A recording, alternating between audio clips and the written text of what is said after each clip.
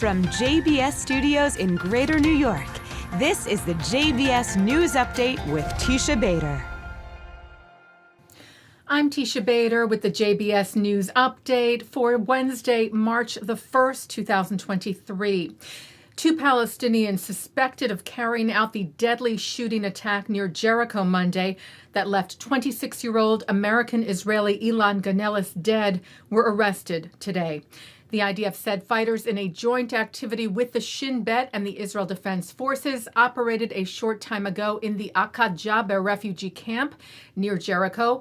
Based on intelligence from the Shin Bet, the forces captured two terrorists suspected of carrying out the shooting attack on Highway 90 in which Ganeles was killed.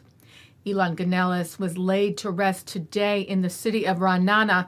Over 1,000 people attending his funeral, many of them strangers who came to show their support for the Ganeles family, who flew in from their home in West Hartford, Connecticut, to bury their son in Israel. Elan had volunteered for the IDF as a lone soldier and then returned to the U.S. to attend Columbia, graduating last year. He was in Israel for a friend's wedding, driving near Jericho when his car came under gunfire, critically wounding him. He succumbed to his wounds several hours later at the hospital. His parents saying he planned to make Aliyah to Israel, the land he fell in love with. Mass protests against the Israeli government's planned judicial overhaul took place today in Tel Aviv, smaller rallies across other parts of the country. And for the first time, Israel police used force against protesters in Tel Aviv who blocked some main roads and disrupted trains. Mounted police were called in using tear gas and stun grenades thrown in order to disperse the crowds. At least 11 protesters in Tel Aviv were injured, including one man who reportedly lost an ear when a stun grenade exploded next to him. 39 people were arrested. Police Chief Kobi Shabtai saying several police officers were injured as a result of the violence of demonstrators. Israeli Prime Minister Benjamin Netanyahu backed the use of police force and said we will not allow violence against police officers, the blocking of highways, and the gross violation of the laws of the state. The right to demonstrate, he said, is not a right to anarchy, adding that he fully supports National Security Minister Itamar Ben-Gvir, who had urged police force in this situation. Former defense minister and member of the opposition Benny Gantz tweeted this morning, the demonstrators who are going out today across the country with Israeli flags are good citizens who love the country. They are not the anarchists. Later, Gantz said he spoke to Netanyahu and Knesset Speaker Amir Ohana and called on them to immediately close the Knesset, to stop all debates and legislation, and to arrive at the president's residence tonight, urging compromise as proposed by Israel's President Isaac Herzog, who this evening issued an appeal to the citizens of Israel, saying, I feel very well the depth of the pain and the concern for the fate of the country.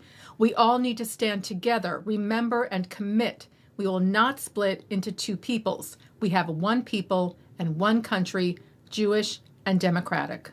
And he stressed, I believe that it is possible to turn the burning ground under our feet into a fertile land ripe for agreements, which he said will reflect in the deepest way the democratic and Jewish principles of our country. Turning to some other news, the winners of the 2023 Dan David Prize were announced today. The prize, administered by Tel Aviv University, endowed by the Dan David Foundation, named for the Jewish entrepreneur and philanthropist, recognizes scholars from around the world. This year's winners include Professor of History and African Diaspora Studies at Florida International University, Saheed Adarinto, University of Toronto's Dr. Elise Burton, whose work focuses on science, race, and nationalism in the modern Middle East, and Karma Ben Yochanan, a historian focused on interreligious tension and dialogue after the Holocaust at Hebrew University in Jerusalem.